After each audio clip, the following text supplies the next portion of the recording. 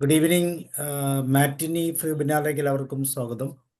അതുപോലെ എല്ലാ ചൊവ്വാഴ്ചകളിലും നമ്മൾ കഥയിലുമുള്ളൊരു കാര്യം, സ്റ്റോറി തെറാപ്പിയുടെ അനേകം പാഠങ്ങൾ ഇങ്ങനെ എല്ലാ ആഴ്ചകളിലും പഠിച്ചുകൊണ്ടിരിക്കുകയാണ്. നമ്മുടെ 82ാമത്തെ സെഷനാണിന്ന്. ഇന്ന് ഒരു പുതിയ അതിഥിയാണ് ജോൺ സാർ. ജോൺ ചാണ്ടി എന്നറിയപ്പെടുന്നു. കൊല്ലം സ്വദേശിയാണ്, കൊല്ലം ചാത്തന്നൂർ സ്വദേശിയാണ്. ഒരു നാടകമൊക്കെ കൃത്യമായി ഇഷ്ടപ്പെടുന്ന ഒരു പ്രൊഫഷണലാണെന്ന് പറയാം. അതോടൊപ്പം ഷാർജയിൽ ബിസിനസ് പാർട്ട്ണറാണ്, മാനേജിംഗ് പാർട്ട്ണറാണ്. ഇന്ന് ജോൺ സാറിൽ നിന്ന് സാറിൻ്റേതായിട്ടുള്ളൊരു കഥ നമുക്ക് കേൾക്കാം. നമ്മളെല്ലാവരെയും പ്രോഗ്രാമിലേക്ക് ക്ഷണിക്കുന്നു. അതോടൊപ്പം ജോൺ സാറിനെയും. ജോൺ സാർ ഒരു ചെറിയ പരിചയപ്പെടുത്തലോടുകൂടി തുടങ്ങിക്കോളൂ. ഓക്കെ പരിചയപ്പെടുത്തുന്ന സമയം സാറേ 6 മണി വരെ അല്ലേ സമയം? സോറി, അരമണിക്കൊരു സമയം എത്ര മണിയുണ്ട്? 8 മണി വരെ സമയമുണ്ട് സാർ, അത് എടുക്കാൻ കുഴപ്പമില്ല. ഓക്കെ ഞാൻ ചോദിച്ചു എന്നേ. Okay, thank U.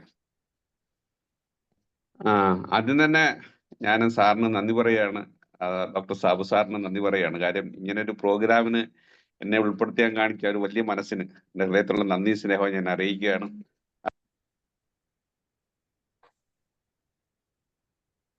മറ്റുള്ളവരോടുള്ള സ്നേഹവും നന്ദി ഞാൻ അറിയിക്കുകയാണ്.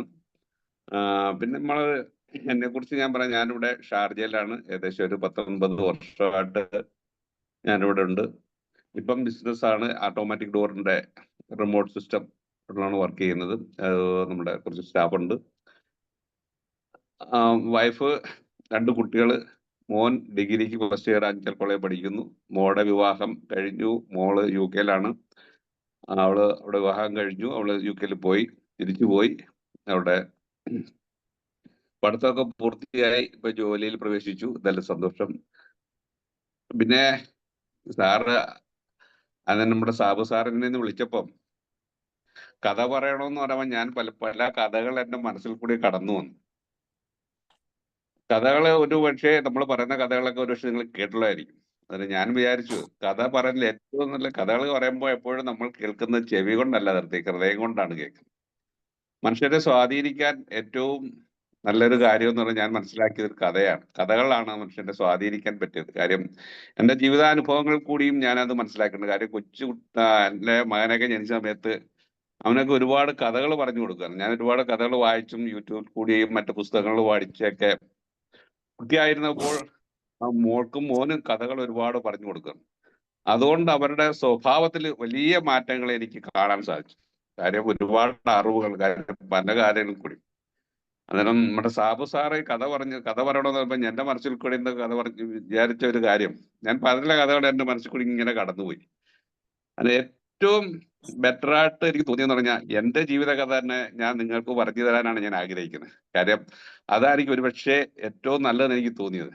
മറ്റുള്ളവരുടെ കഥകൾക്കായാലും നമ്മുടെ അനുഭവ കഥകൾ പറയുമ്പോൾ മറ്റുള്ളവരുടെ ഹൃദയങ്ങളിലേക്ക് സ്വാധീനിക്കാൻ സാധിക്കും. ഞാന് 95 മുതൽ സൗദി അറേബ്യ, 95 മുതൽ 2005 വരെ സൗദി അറേബ്യയിലാണ് ജോലി ചെയ്തത്. റിയാദിലാണ് ജോലി ചെയ്തത്. അവിടെ ഒരു ടെക്നീഷ്യനായിട്ട്, ഓട്ടോമാറ്റിക് ഡോർ കമ്പനിയിൽ ടെക്നീഷ്യനായിട്ട് ജോലി ചെയ്തു. അതിനുശേഷം എൻ്റെ ഭാര്യ സഹോദരൻ ഇവിടെ റാസൽ കൈമയിൽ ഉണ്ടായിരുന്നു. അദ്ദേഹം പറഞ്ഞു, എടാ നീ അവിടെ ഇത്ര നാൾ ജോലി ചെയ്തില്ലേ, നീ ഇങ്ങോട്ട് വാ, ഇവിടെയൊക്കെ സൗദി അറേബ്യയിലും കാട്ടി നല്ല സ്ഥലമാണ് UAE എന്ന് പറയുന്നത്, നല്ല നമുക്ക് ഇവിടെ സന്തോഷമായിട്ട് ഇവിടെ നല്ല ജോലിയൊക്കെ കിട്ടും, നീ വരാൻ പറഞ്ഞു. അങ്ങനെ ഞാൻ അവിടെ നിന്ന് ജോലിയൊക്കെ കളഞ്ഞു, രാജിവെച്ചു. 2005 ഡിസംബർ മാസം ക്രിസ്തുമസിന്റെ അന്നാണ് ഞാനിവിടെ റാസൽ കൈമയിൽ എത്തുന്നത്.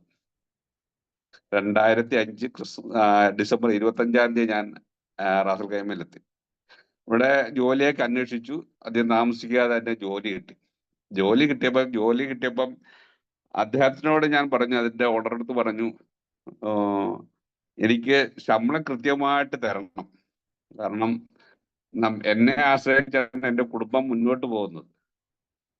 കാര്യം ശമ്പളം കിട്ടിയാൽ ഞാൻ വിഷമിക്കുക. അന്നേരം അതിന്റെ മോണറായ ഒരു മലയാളിയാണ്. അദ്ദേഹം പറഞ്ഞു, ഇവിടെ ശമ്പളത്തിനൊന്നും പ്രശ്നമില്ല, കറക്റ്റായിട്ട് എല്ലാ മാസവും 4-ാം തീയതി 5-ാം തീയതി ആകുമ്പോൾ ശമ്പളം തരും. ഞാനത് കേട്ടപ്പോൾ വളരെ സന്തോഷം വന്നു. അതിനകത്തൊരു മറ്റൊരു കാര്യം എന്ന് പറഞ്ഞത്, ഞാൻ സൗദി അറേബ്യ ജോലി ചെയ്ത ആ കമ്പനിയുടെ മാനേജർ തന്നെയാണ് ഇവിടെ തന്നെ കമ്പനി നടത്തുന്നു. അദ്ദേഹം അവിടുന്ന് രാജിവെച്ചു, ഷാർജയിൽ വന്നു കമ്പനി നടത്തുമായിരുന്നു. അന്നേരം എനിക്ക് കുറെ വിശ്വാസമായി. പുള്ളി അവിടെ വിളിച്ചു ചോദിച്ചു എൻ്റെ വർക്കിനെ കുറിച്ച്, എൻ്റെ കഴിവിനെ കുറിച്ച് ചോദിച്ച് മനസ്സിലാക്കിയിട്ടാണ് എന്നെ ഇവിടെ ടെക്നീഷ്യനായിട്ട് ജോലിക്കെടുത്തത്. അത് എനിക്കും കുറെ സന്തോഷമായ കാര്യം, പരിചയമുള്ള ഒരു ദേഹമാണല്ലോ, നമ്മൾ നേരിട്ട് പരിചയമില്ല. ഇവിടെ അങ്ങനെ ജോലിക്ക് കയറി മറ്റൊരു അന്വേഷിക്കാനോ മറ്റുള്ള സാഹചര്യങ്ങളില്ലായിരുന്നു. എനിക്ക് വിസ കിട്ടി. ജോലി ചെയ്ത സമയത്താണ് എനിക്ക് മനസ്സിലായി ഇവിടെ ശമ്പളം ഒന്നും കൊടുക്കുന്ന കമ്പനിയല്ല. ശമ്പളമൊക്കെ അവർ പറഞ്ഞ് ശമ്പളം തരുന്നു, പക്ഷെ മാസാമാസം ശമ്പളം കിട്ടുന്നില്ല. ശമ്പളം കിട്ടാത്ത ഒരു വല്ലാത്ത ഒരു അവസ്ഥയിൽ കൂടിയാണ് ജീവിതം കടന്നു പോകുന്നത്. അന്നേരം നമുക്ക് ഇവിടെ എൻ്റെ മറ്റു കാര്യങ്ങൾക്ക് വേണ്ടി എൻ്റെ സ്വന്തം ചെലവിന് പോലും പൈസ തരാത്തൊരവസ്ഥ വന്നു. വീട്ടില് സാമ്പത്തികമായിട്ട് ബുദ്ധിമുട്ടായി.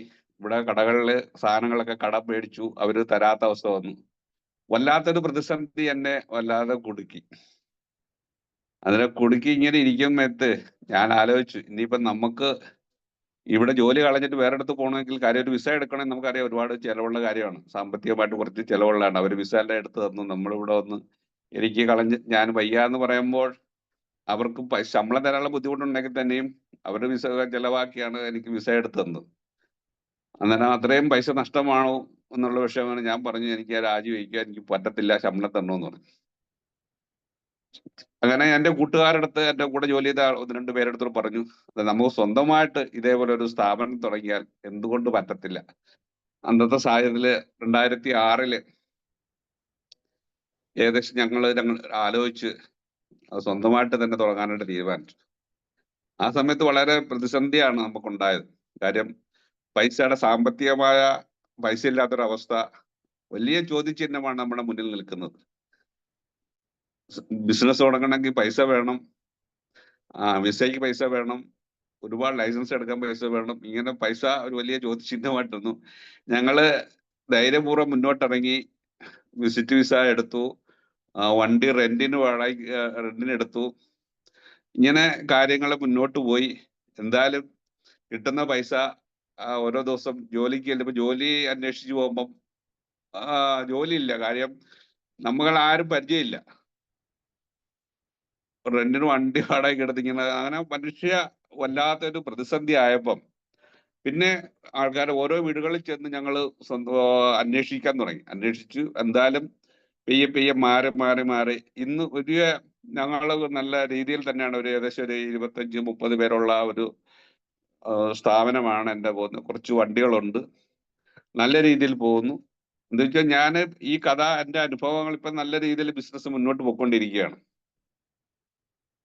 ഞങ്ങൾക്ക് സ്വന്തമായിട്ട് തന്നെ വണ്ടിയും ഞങ്ങൾക്ക് ഗുഡ് വില്ലൊക്കെ ഉണ്ട് ഇപ്പം തന്നെ, ഇപ്പൊ വർക്ക് ചെയ്ത്. കാര്യം നമ്മൾ ജോലിയായിട്ട് ചെയ്തു വന്നൊരു വർക്കറായിട്ട് ഞാൻ വന്നുകൊണ്ട് ജോലി ചെയ്യുന്ന സ്റ്റാഫിന്റെ എല്ലാവരും പൾസായിട്ട് നമുക്ക് ശരിക്കും അറിയാൻ പറ്റും. അവരുടെ ജീവിത രീതികളും എന്താണ് അവരുടെ കഷ്ടപ്പാടുകള്.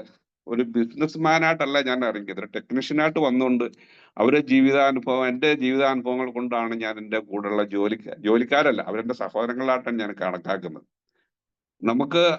നമ്മുടെ സ്ഥാപനത്തിലോട്ട് ചെല്ലുമ്പം എന്നെ സാറേ എന്നല്ല വിളിക്കുന്നവര്, അച്ചായാതാ വിളിക്കുന്നത്. അത്രത്തോളം ഒരു സ്നേഹബന്ധമാണ് സ്റ്റാഫുമായിട്ട് ഞങ്ങൾ ഇഴുകിച്ചേർന്നാണ് മുന്നോട്ട് പോകുന്നത്. ഞാൻ അവരടുത്ത് പറയാം, നിങ്ങൾ എൻ്റെ സ്ഥാപനത്തിൽ ജോലി ചെയ്ത ഒരു വ്യക്തികളും വേറെ സ്ഥാപനത്തിൽ പോലും നിങ്ങൾക്ക് ഇങ്ങനെ ജോലി ചെയ്യാൻ പറ്റത്തില്ല. എന്താ കാരണം എന്ന് പറഞ്ഞാൽ, നിങ്ങൾക്ക് ഇവിടുന്ന് കിട്ടുന്ന സ്വാതന്ത്ര്യവും സന്തോഷവും വേറെ ഒരു കമ്പനിയിൽ കിട്ടത്തില്ല. കാരണം എന്നെ സംബന്ധിച്ച് ഞാൻ സ്ഥാപനം നടത്തുന്നെങ്കിൽ തന്നെയും ആ സ്ഥാപനം എന്ന് പറയുന്നത്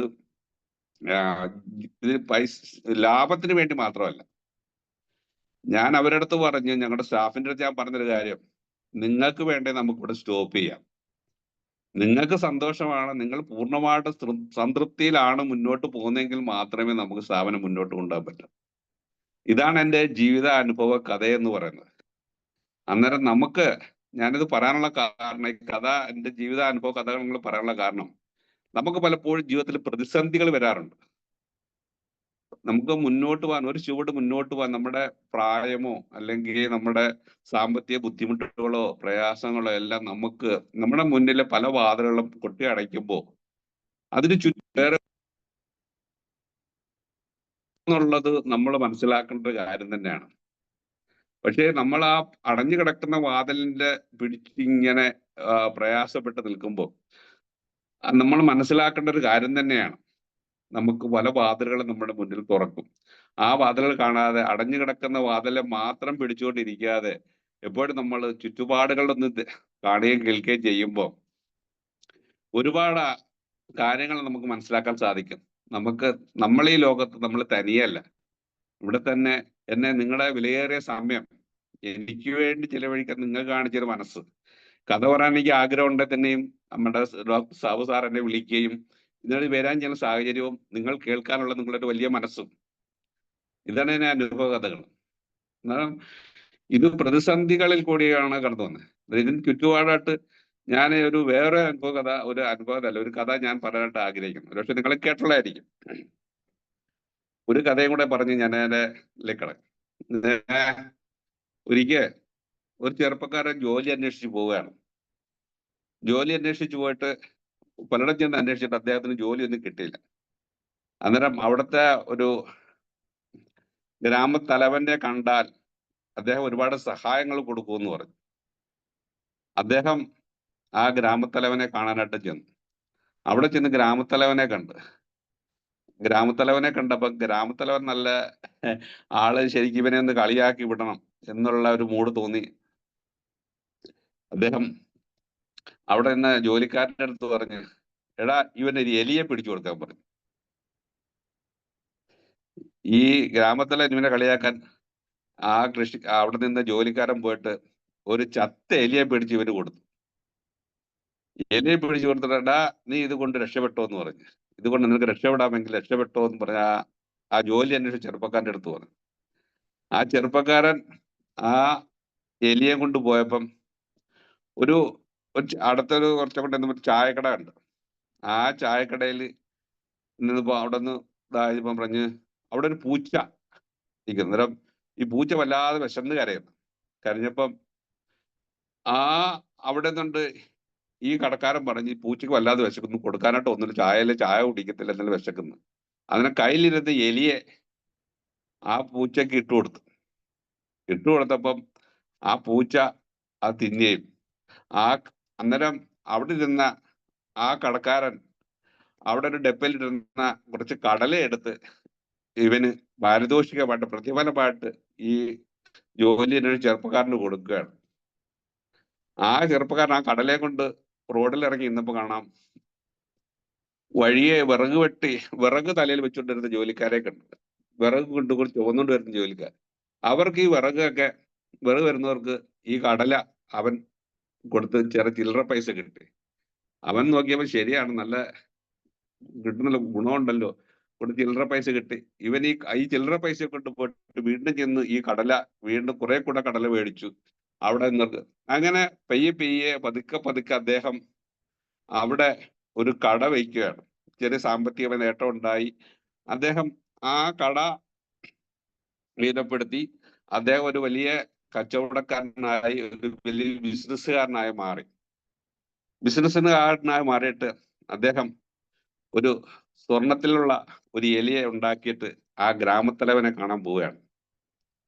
ആ ഗ്രാമത്തലവനെ കണ്ട് ആ എലി കൊണ്ടു ചെന്ന്, സ്വർണത്തിലുണ്ടാക്കിയ എലിയെ കൊണ്ടുവന്ന് ഗ്രാമത്തലവന് സംഭാവന ചെയ്യുകയാണ്. അതിന് പാരിതോഷികമായിട്ട് തന്നെ ചത്ത എലിയെ തന്നതിന് അദ്ദേഹം ആ സ്വർണത്തിന്റെ എലിയെ കൊണ്ടുവന്ന് അദ്ദേഹത്തിന് കൊടുക്കുന്ന ഒരു കഥ. അതിനാണ് ഗ്രാമത്തലവന് യാഥാർത്ഥ്യങ്ങളെ അദ്ദേഹം ഇവനെ കളിയാക്കാനാണ് ചെയ്തതെങ്കിലും അദ്ദേഹം തിരിച്ചു കിട്ടിയത് അതിന് സ്വർണത്തെ എലിയാണ്. ഈ കഥയിലുള്ള നമ്മളുടെ സാരാംശം എന്ന് പറയുന്നത്, നമ്മുടെ ജീവിതത്തിൽ ഒരുപാട് പ്രതിസന്ധികൾ നമ്മൾ കടന്നുപോകും. നമുക്ക് പ്രതിസന്ധികളെ രണ്ടായിട്ട് കാണാൻ പറ്റും. നമ്മുടെ പ്രതിസന്ധികൾ വരുമ്പോൾ നമുക്ക് വേണമെങ്കിൽ പിന്മാറി ഓടി തിരിച്ചു ഓടാൻ പറ്റും. നമുക്ക് ജീവിതത്തിൽ ഇനി മുന്നോട്ടുള്ള യാത്രയില്ല, തടസ്സമാണ്, ഏത് കാര്യങ്ങളിലും നമുക്ക് ഇനി സാധിക്കത്തില്ല എന്ന് പറഞ്ഞു പോകാൻ പറ്റും. രണ്ടാമത്തെ കാര്യം എന്ന് പറയുന്നത്, ആ തടസ്സത്തെ ഒരു ചവിട്ടുപടിയായിട്ട് കാണണ്ട, നമ്മളെ കളിയാക്കുകയും മറ്റുള്ള തീർച്ചപ്പെടുത്തുന്നവരെ അവരെ ചവിട്ടി ഭരിച്ച് നമുക്ക് മുന്നോട്ട് പോകാൻ പറ്റും. തീർച്ചയായിട്ടും നമ്മുടെ ജീവിതത്തിൽ ഏതാണ് വേണ്ടെന്നുള്ളത് നമ്മൾ സ്വയം തിരഞ്ഞെടുക്കുക. പ്രതിസന്ധികൾ വരുമ്പോൾ നമ്മളെ ഉയർത്താനാണെന്നാണ് നമ്മൾ മനസ്സിലാക്കേണ്ടതെന്നുള്ളതാണ് എനിക്ക് ഈ വേഷത്തിൽ പറയാനുള്ളത്. പലപ്പോഴും പ്രതിസന്ധിയിൽ കൂടി നമ്മൾ കടന്നു പോകുമ്പോൾ നമുക്ക് പ്രതിസന്ധി, അയ്യോ ഇനി എനിക്ക് ജീവിക്കാൻ പറ്റത്തില്ല, എന്റെ ജീവിതം ഇവിടെ നിന്നുപോയി, ആരും സഹായിക്കാൻ ആരുമില്ല, ദൈവം പോലും എന്നെ കൈവെടിഞ്ഞു എന്നുള്ള ഒരു വലിയ ഒരു നമുക്ക് ആ ഒരു വല്ലാത്ത തടസ്സങ്ങളെയാണ് നമ്മൾ കാണുന്നത്. അതിനപ്പുറമായിട്ട് ദൈവം നമുക്ക് തരുന്നത്, നമ്മൾ അത് ആ പ്രതിസന്ധി വരുമ്പോഴാണ് മാത്രമാണ് നമ്മൾ അതിനെ തരണം ചെയ്യാനായിട്ട് പഠിക്കുന്നത്. എങ്കിൽ മാത്രമേ നമ്മുടെ ജീവിതം ഉയർച്ചയിലേക്ക് വരൂ. അതായത് നമ്മൾ ഒരിക്കലും പ്രതിസന്ധി ഒന്നുമില്ലാതെ, ഒരു പ്രശ്നവുമില്ലാതെ നമുക്ക് ജീവിക്കാം എന്നുള്ളത് വളരെ മോശമായ ചിന്തയാണ്. ആ പ്രതിസന്ധി മറികടക്കുമ്പോഴാണ്, പ്രശ്നങ്ങളൊന്നും ഇല്ലാതെ പോകുമ്പം ഒരു അനുഭവകഥ എന്ന് പറഞ്ഞാൽ, നിങ്ങളൊരു പക്ഷെ കേട്ടിരിക്കും, ഡൽഹിയിലെ ഒരു പെൺകുട്ടി ഉണ്ടായ ഒരു അനുഭവം. ആ ഒരു കൊച്ചു 9ാം ക്ലാസ്സിൽ പഠിക്കുന്ന ഒരു പെൺകുട്ടി. ആ കുട്ടി എല്ലാ ക്ലാസ്സിലും പഠിക്കുന്ന എല്ലാ വിഷയത്തിനും 1ാം റാങ്കാ മേടിച്ചുകൊണ്ടിരിക്കുന്നത്. എല്ലാ വിഷയത്തിനും 1ാം റാങ്ക് കിട്ടി ഇങ്ങനെ മുന്നോട്ട് പോയിക്കൊണ്ടിരിക്കുന്ന സമയത്ത് ഒരു വിഷയത്തിന് മാത്രം ആ കൊച്ചിന് 2ാമത്തെ റാങ്ക് ആയിപ്പോയി. ആ കുട്ടി പെട്ടെന്ന് പോയി ആത്മഹത്യ ചെയ്തു. ഇത് നടന്നൊരു സംഭവം, ഞാൻ എന്റെ കയ്യിലിട്ടെന്ന് പറയുന്നല്ല, ഡൽഹി സ്കൂളിൽ നടന്ന ഒരു സംഭവമാണ് പറയുന്നത്. അതിനെ ആത്മഹത്യ ചെയ്ത് കാര്യം അന്വേഷിച്ചപ്പോഴാണ് മനസ്സിലായത്, എല്ലാ പ്രാവശ്യവും ആ കുട്ടിക്ക് 1ാം റാങ്ക് കിട്ടിയ ഒരു സുപ്രഭാതത്തില് ഒരു വിഷയത്തിൽ മാത്രം 2ാം റാങ്ക് കിട്ടിയപ്പം അത് വളരെ നിസ്സാരമായ ഒരു സംഗതി പോലും അതിന് താങ്ങാനുള്ള ശക്തി അതിനില്ലാതെ പോയെന്നുള്ളതാണ്. നമ്മൾ എപ്പോഴും വിജയിച്ചുകൊണ്ടിരുന്നു കഴിഞ്ഞാൽ ഒരു ചെറിയ പരാജയം വരുമ്പോൾ നമ്മുടെ ജീവിതത്തിൽ നമുക്ക് താങ്ങാൻ പറ്റത്തില്ല. ഇതുകൊണ്ട് എനിക്ക് മനസ്സിലാക്കാൻ സാധിക്കുന്നത്, നമ്മുടെ ജീവിതത്തിൽ പ്രതിസന്ധികൾ ആവശ്യമാണോ, പ്രയാസങ്ങൾ ആവശ്യമാണോ എന്ന് ചോദിച്ചാൽ ആവശ്യമാണെന്നാണ് എൻ്റെ അനുഭവത്തിൽ കൂടി. കാര്യം നമ്മളെ ഉയർച്ചയിലേക്ക് എത്തിക്കാനായിട്ട് സാധിക്കുന്നത്. തീർച്ചയായിട്ടും നമ്മൾ ഇങ്ങനെയുള്ള അനുഭവങ്ങൾ, നിങ്ങളുടെയൊക്കെ ജീവിതത്തിൽ ഇങ്ങനെയുള്ള അനുഭവം ഉണ്ടായിരിക്കാം. നമ്മുടെ ചുറ്റുപാടുള്ള ആൾക്കാരെയും ചുറ്റുപാടുള്ള ഒക്കെ നോക്കുമ്പോൾ നമ്മളെപ്പോഴും ചെയ്യുന്നത്, ചുറ്റുപാടുള്ള ആൾക്കാർ എങ്ങനെയാണ് ജീവിക്കുന്നത്, അവരുടെ ജീവിതത്തിൽ നിന്ന് കുറെ തെറ്റായ ധാരണകൾ നമ്മൾ പഠിച്ചു വെച്ചത്. നമ്മുടെ ജീവിത അനുഭവങ്ങളാണ് നമുക്ക് പാഠങ്ങളായിട്ട് വേണ്ടത്. ഇങ്ങനെയുള്ള കഥകളാണ് നമ്മളെ മനുഷ്യനെ സ്വാധീനിക്കാൻ പറ്റുന്നതാണ് എൻ്റെ വിചാരം. സാറേ, എനിക്ക് എന്തെങ്കിലും ചോദിക്കാനുണ്ടെങ്കിൽ, അല്ലെങ്കിൽ വേറെ കഥ പറയാറുണ്ടെങ്കിൽ ആണെങ്കിൽ പറയാം. വളരെ ചുരുക്ക സമയങ്ങളിലാണ് ഞാൻ സംസാരിക്കുന്നത്. എന്താണ് സാബു സാറേ? കഥ പറയാനുണ്ടെങ്കിൽ തീർച്ചയായിട്ടും പറയാം. ഒരു കഥ, ഇപ്പോൾ സാറിൻ്റെ അനുഭവവും സാറ് പറഞ്ഞ കഥകളും ഒക്കെ ഭയങ്കര ഇൻസ്പയറിങ് തന്നെയാണ്. കാരണം പ്രതിസന്ധികളെ ഏത് രീതിയിൽ കാണുന്നു, ചവിട്ടുപടികളായി കാണുന്നു, അതോ ഒരു കഥയും കൂടെ പറയും, സമയമുണ്ട്, കഥ ഉണ്ടെങ്കിൽ പറഞ്ഞു. നമുക്ക് ഒരു കഥയും കൂടെ പറയാം. ഒരിക്കലൊരു ചെറുപ്പക്കാരന് ചെരുപ്പിന്റെ ബിസിനസ് ചെയ്യാൻ ഒരു കമ്പനി, ചെരുപ്പ് കമ്പനിയല്ല, ഒരു സെയിൽസ്മാനായിട്ട് അദ്ദേഹത്തെ ആഫ്രിക്കയിലായിട്ട് വിട്ടു. ആഫ്രിക്കയിൽ വിട്ടപ്പോൾ അദ്ദേഹം അവിടെ ചെന്നു അവിടെ ജനങ്ങളെയൊക്കെ ഒന്ന് വീക്ഷിച്ചു. നിങ്ങൾ അവിടെ പുതിയതായിട്ട് വന്ന സെയിൽസ്മാൻ ആണ്. അദ്ദേഹത്തിന്റെ ആ സാഹചര്യങ്ങളൊക്കെ മനസ്സിലാക്കാൻ വേണ്ടി അദ്ദേഹത്തെ അവിടെ വിട്ടു. അവിടെ ജനങ്ങളെല്ലാം നോക്കി, അവിടെ എല്ലാം ചെന്ന് മനസ്സിലാക്കിയപ്പം അവിടുത്തെ ജനങ്ങൾ വളരെ പാവപ്പെട്ടവരാണ്. പിന്നെ പൊതുവെ ആരും ചെരുപ്പ് ധരിക്കുന്ന ജനങ്ങളല്ല, ആരും ചെരുപ്പ് ധരിക്കാറില്ല. അന്നേരം അദ്ദേഹം ധരിച്ചു, ഇവിടെ ചെരുപ്പ് കമ്പനി തുടങ്ങിയാൽ ഒരു മനുഷ്യനും മേടിക്കത്തില്ല. ചെരുപ്പ് മേടിക്കാതെ ഞാൻ ഈ ചെരുപ്പ് കമ്പനി ഇവിടെ തുടങ്ങിയാൽ എന്നെ ബിസിനസ്സിൽ നിന്ന് എന്നെ പറഞ്ഞു വിടും, ഞാൻ ഇത് തരണം ചെയ്യാൻ പറ്റത്തില്ല, വളരെ മോശം അനുഭവമായിരിക്കും. കാര്യം സെയിൽസ്മാൻ എപ്പോഴും ബിസിനസിന്റെ വളർച്ച അല്ലെങ്കിൽ എത്രത്തോളം കച്ചവടം ചെയ്യാൻ പറ്റും എന്നുള്ളതാണ് ഉള്ള കാര്യങ്ങൾ. അദ്ദേഹം അവിടെ നിന്ന് പറഞ്ഞൊരു കമ്പനിയിലേക്ക് റിപ്പോർട്ട് അയച്ചു, ഇവിടെ ആരും ചെരുപ്പ് ധരിക്കുന്ന ആൾക്കാരും അതുകൊണ്ട് ചെരുപ്പ് കമ്പനി തുടങ്ങിയാൽ നമുക്ക് സാമ്പത്തികമായ വലിയ നഷ്ടം വരും, അതുകൊണ്ട് ഇതിൽ നിന്ന് പിന്മാറണം എന്ന് പറഞ്ഞുകൊണ്ട് അദ്ദേഹം കമ്പനിക്ക് റിപ്പോർട്ട് കൊടുത്തു. കമ്പനിയുടെ ഓണർ എന്ന് പുള്ളി ഇതൊക്കെ വായിച്ചു നോക്കിയിട്ട് വേറൊരു സെയിൽസ്മാനെ, ഇത് ശരിയാണോ തെറ്റാണോ എന്നൊക്കെ മനസ്സിലാക്കാൻ വേണ്ടി വേറെ ഒരു സെയിൽസ്മാനെ അവിടത്തേക്ക് പറഞ്ഞു വിടുകയാണ്. അദ്ദേഹത്തെ വിളിച്ചതിന് ശേഷം വേറൊരാളെ വിട്ടു. അദ്ദേഹം അവിടെയൊക്കെ ചെന്ന് നോക്കി, ചെരുപ്പ് കമ്പനിയിൽ നിന്ന് കാര്യങ്ങളൊക്കെ നോക്കിയപ്പം അവിടെ ശരിയാണ്, ചെരുപ്പ് ധരിക്കുന്നവരാരും ഇല്ല. അന്നേരം അദ്ദേഹം മനസ്സിലാക്കി, ചെരുപ്പ് കമ്പനി ഇവിടെ ഇല്ല, എന്നിട്ട് ചെരുപ്പ് ഇവിടെ കൊടുത്തു കഴിഞ്ഞാൽ നല്ല സെയിൽ ഉണ്ടാവും. കാര്യം ഇവിടുത്തെ ആൾക്കാരെല്ലാം ചെരുപ്പ് ധരിക്കാൻ തുടങ്ങിയാൽ അവിടെ ചെരുപ്പ് ധാരാളം സെയിൽസ് ഉണ്ടാവും. എല്ലാ ആൾക്കാരും ചെരുപ്പ് ധരിക്കാൻ തുടങ്ങി കഴിഞ്ഞാൽ ഒരുപാട് കച്ചവടം ഉണ്ടാവും. അദ്ദേഹം പെട്ടെന്ന് റിപ്പോർട്ട് എടുത്ത് ഇവിടുത്തെ ആൾക്കാർക്ക് ചെരുപ്പ് കിട്ടാതെ വിഷമിക്കുകയാണ്. അതുകൊണ്ട് എത്രയും പെട്ടെന്ന് ഇവിടെ കമ്പനി തുടങ്ങി ചെരുപ്പ് സപ്ലൈ ഉടനെ തുടങ്ങണം. അതുകൊണ്ട് എത്രയും പെട്ടെന്ന് തന്നെ അവിടത്തേക്ക് കമ്പനി തുടങ്ങി സെയിൽസ് റിപ്പോർട്ടിനാണ്. പെട്ടെന്ന് കമ്പനി അവിടത്തേക്ക് ആളയച്ചു, വൻ വിജയം കൈവരിച്ചു. അന്നേരം നമ്മുടെ മുന്നിൽ ഓരോ കാര്യങ്ങൾ ഉണ്ടാവുമ്പോൾ നമ്മൾ എങ്ങനെയാണ് ഒരു കാര്യത്തെ നോക്കിക്കാണുന്നത്, അതാണ് നമ്മുടെ അനുഭവങ്ങൾ എന്ന് പറയുന്നത്. ഏത് കാര്യങ്ങളായാലും ഇപ്പൊ നമ്മുടെ കയ്യിൽ ഒരു കത്തി കിട്ടിക്കഴിഞ്ഞാൽ നമുക്കത് കറി എരിയാനായിട്ട് ഉപയോഗിക്കാൻ പറ്റും. മറ്റൊരാളെ ഉപദ്രവിക്കാനും അത് സാധിക്കും. അന്നേരം നമ്മുടെ ചിന്തകളും നമ്മുടെ പ്രവൃത്തികളുമാണ് നമ്മുടെ ജീവിതത്തിലെ കാഴ്ചപ്പാടുകളാണ് നമ്മളെ മുന്നോട്ട് നയിക്കുന്നത്.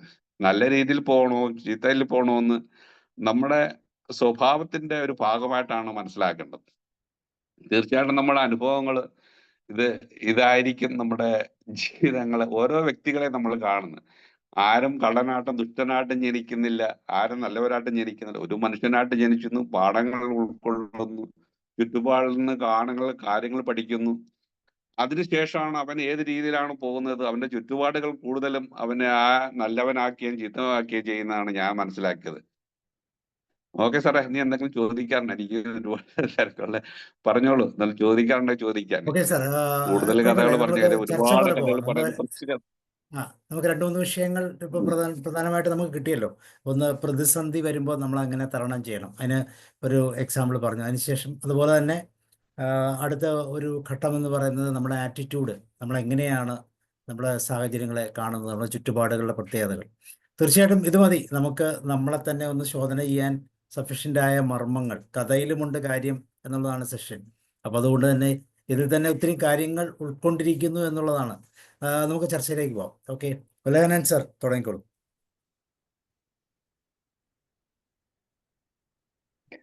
ജോൺ സർ, ഒത്തിരി സന്തോഷം. ഞാൻ Thank you. സാറിന്റെ ക്ലാസ് കേട്ട് കഴിഞ്ഞപ്പോൾ you are a perfect trainer. ഇവിടെ ധാരാളം ട്രെയിനിങ് കഴിഞ്ഞ ആൾ, സാറിന് അങ്ങനെ ട്രെയിനിങ് ഒന്നും കിട്ടിയിട്ടില്ല എന്നാണ് എനിക്ക് തോന്നുന്നത്. പക്ഷെ കിട്ടിയത് അനുഭവങ്ങളാണ്. അത് തന്നെയാണ് ഇവിടെ ഇരിക്കുന്ന ആളുകൾക്ക് വിളമ്പിക്കൊടുത്തത്. സാർ വളരെ സിമ്പിളായിട്ട് പറഞ്ഞു, എനിക്ക് കഥകളെക്കുറിച്ച് വലിയ ഗ്രാഹ്യമൊന്നുമില്ല, പക്ഷെ എൻ്റെ മക്കൾക്ക് ഞാൻ കഥകൾ ചൊല്ലിക്കൊടുത്തിരുന്നു. സാറ് അവിടെ വായനയും വിളമ്പലും കഴിഞ്ഞു. മക്കൾക്ക് അതുകൊണ്ട് ഒത്തിരി ചാനലൈസ് ചെയ്യാനായിട്ട്, അവർക്ക് തീരുമാനങ്ങൾ എടുക്കാനും തിരഞ്ഞെടുക്കാനുള്ള കഴിവുണ്ടായി എന്ന് പറഞ്ഞുകൊണ്ടാണ് തുടങ്ങുന്നത്. രണ്ടാമത്തെ കാര്യം, സാറ് പറഞ്ഞു എൻ്റെ അനുഭവം കഥയായി ഞാൻ പറയുന്നു. നമ്മൾ സാധാരണ ഒരു കാര്യം പറയാറുണ്ട്, കക്ഷത്തിരുന്ന് കളഞ്ഞിട്ട് ഉത്തരത്തിലിരുന്ന് പിടിക്കാൻ പോയിട്ട് രണ്ടുമില്ലാത്തൊരവസ്ഥ. സാറിൻ്റെ ഒരവസ്ഥ അതുതന്നെയാണ് ആദ്യ രീതിയിൽ പറഞ്ഞു വന്നത്. പക്ഷെ സാറ് ഈ അനുഭവങ്ങളെ കണ്ട് പുറകോട്ട് പോവുകയല്ല ചെയ്തത്. ഒത്തിരി വാതിലുകൾ മുട്ടി. അവിടെ ഞാൻ പറയാറുള്ളൊരു കാര്യമുണ്ട്, all doors are not closed, all closed doors are not തിരിച്ചൊന്നുകൂടെ പറയാം, all doors are not closed, all closed doors are not locked. Enter through the unlocked doors, then you can open the closed door.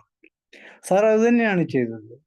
Sir പറഞ്ഞ വാചകം എനിക്ക് ഓർമ്മയുണ്ട്, പൂട്ടിക്കിടക്കുന്ന വാതിലിൽ ചാഞ്ഞു തൂങ്ങിക്കിടക്കുകയല്ല ചെയ്തത്, അടുത്ത വാതിലിലേക്ക് പോവുകയാണ് ചെയ്തത്. നമ്മുടെ രാജ്യത്തിന് നഷ്ടമായിക്കൊണ്ടിരിക്കുന്ന ചിന്ത ഇത് തന്നെയാണ്. കഴിഞ്ഞു, ഇനി എന്നെ കൊണ്ട് ഒന്നിനും കൊള്ളില്ല. ജോൺ സാർ അങ്ങനെയല്ല ചിന്തിച്ചത്, എന്നെ കൊണ്ട് കൊള്ളും. സാറ് വേറെ സ്വന്തം കമ്പനിയിലെ അവരോട് പറഞ്ഞ കഥ ഇതാണ്, നിങ്ങൾക്ക് വേണ്ടെങ്കിൽ ഞാൻ ഈ കട പൂട്ടിക്കോളാം, ഈ സ്ഥാപനം ഞാൻ നിങ്ങൾക്ക് വേണ്ടിയാണ് നടത്തുന്നത്. വളരെ ടെക്നിക്കലായിട്ടാണ്, വളരെ പ്രത്യേക പോളിസിയുടെ ഒരു റിസൾട്ടാണ് അത്. കഥകളിലേക്ക് നമുക്ക് കയറിപ്പോകുമ്പോൾ പരാജയം എപ്പോഴും വിജയത്തിലേക്കുള്ള നാന്ദിയാണെന്നാണ് പറയുന്നത്. അത് സ്വന്തം അനുഭവങ്ങളിലൂടെ തന്നെയാണ് സാറ് പറഞ്ഞത്. ആ ചെരുപ്പ് ഉൽപാദനം, നമ്മുടെ ആശയങ്ങൾ, നമ്മുടെ ചിന്തകൾ എങ്ങനെയാണോ അങ്ങനെ തന്നെയാണ് നമുക്കുള്ള അനുഭവം. ആദ്യത്തെ റെപ്രസെൻറ്റേറ്റീവ് സാരുടെ കാലിലും ചെരുപ്പില്ലാത്തത് കൊണ്ട് ഇവിടെ അത് നടക്കില്ല, പക്ഷെ രണ്ടാമത്തെ ആള് അത് തന്നെയാണ് എടുത്തത്. ഇവിടെ ആരുടെയും കാലിൽ ചെരുപ്പുകൾ ഇല്ല. ചെരുപ്പില്ലാത്തതുകൊണ്ടാ ചെരുപ്പിടാത്തത്. കമ്പനിക്ക് എഴുതി നമുക്ക് എത്രയും പെട്ടെന്ന് ഇവിടെ ചെരുപ്പ് കട തുടങ്ങണം. അത് വിജയമായി. നമ്മുടെ ആറ്റിറ്റ്യൂഡ് എങ്ങനെയാണോ അതനുസരിച്ചാണ് ഫലവും ലഭിക്കുക. വിശദീകരിച്ച് മറ്റൊന്നും എനിക്ക് പറയാനില്ല. ഞാൻ ആദ്യം പറഞ്ഞ വാക്ക് തന്നെ, U are A good trainer. വരണം സാർ, ഈ പ്ലാറ്റ്ഫോം ഓപ്പൺ ടു ആൾ. സാറിനെ പോലെയുള്ള ആളുകൾക്ക് നമ്മുടെ സാബു സാറ് നൽകിയത്, അതോടൊപ്പം തന്നെ ഇവിടുത്തെ കേൾവിക്കാരും 2 കൂപ്പി കൈകൾ കൂപ്പി സ്വാഗതം ചെയ്യുന്നു. നന്ദി, നമസ്കാരം sir. Thank you sir. Joshi sir.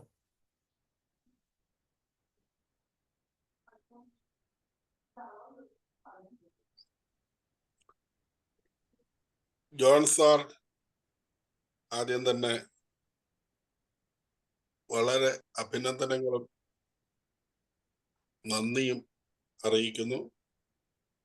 ആദ്യമായി ഈ പ്ലാറ്റ്ഫോമിലേക്ക് വരുമ്പോൾ അത്തരത്തിലുള്ള ഒരു വലിയ സ്വാഗതവും അഭിവാദനവും അങ്ങേക്ക് അർപ്പിക്കട്ടെ.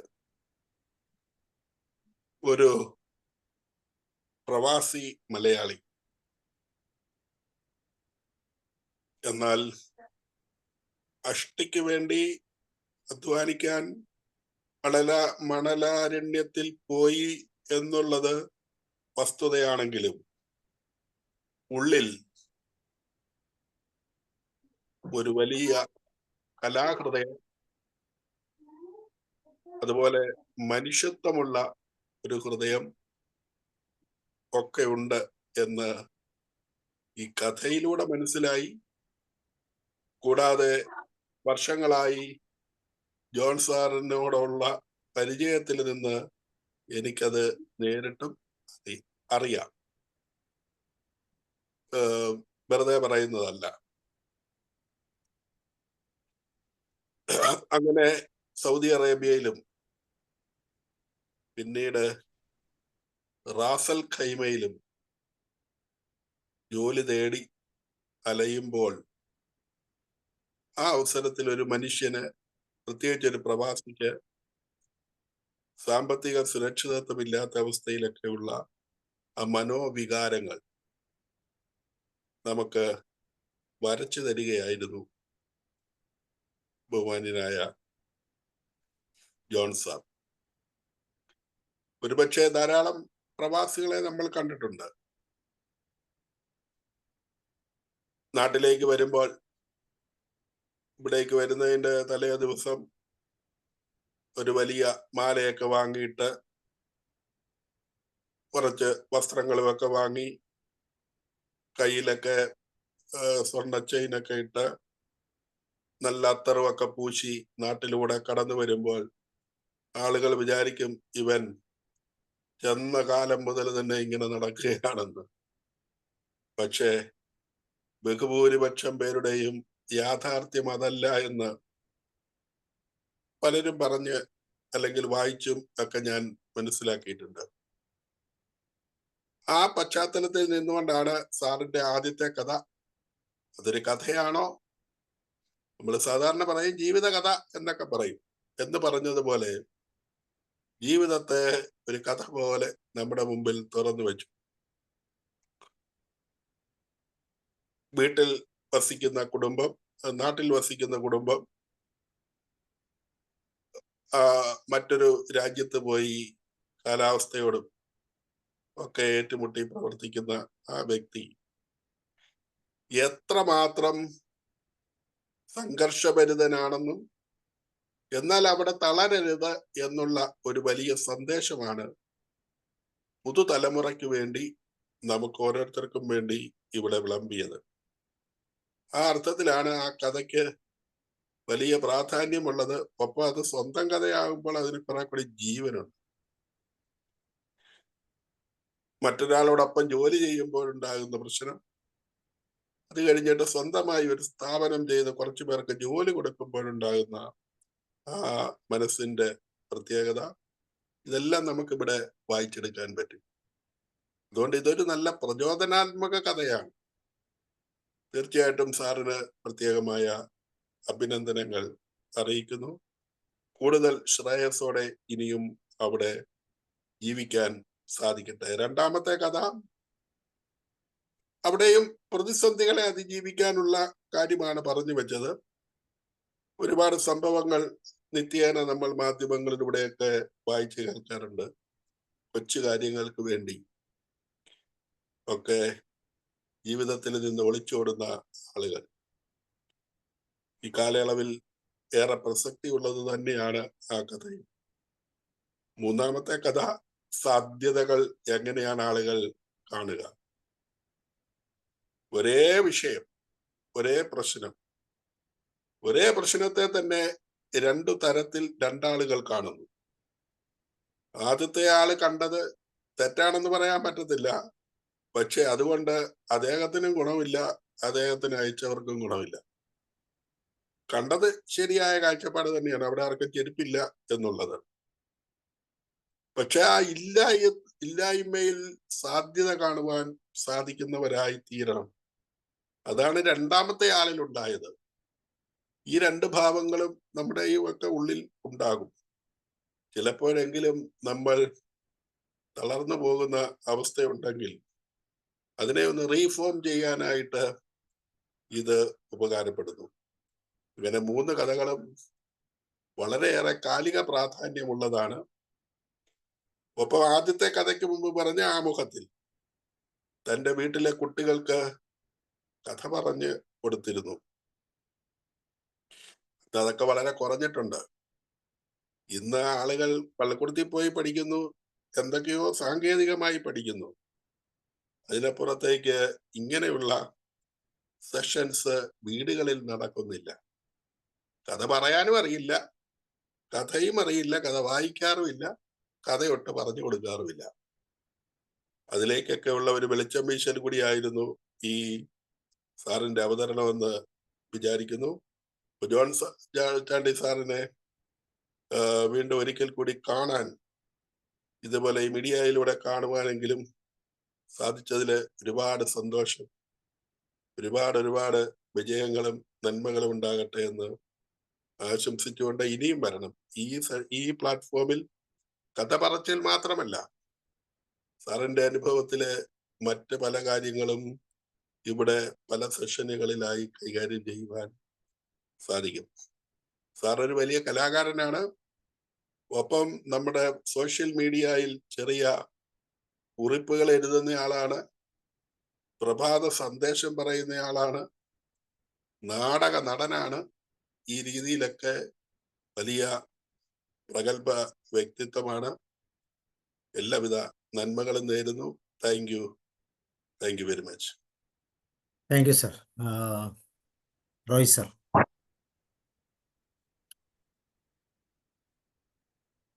റോയ് സർ, അൺമ്യൂട്ട് ചെയ്തു.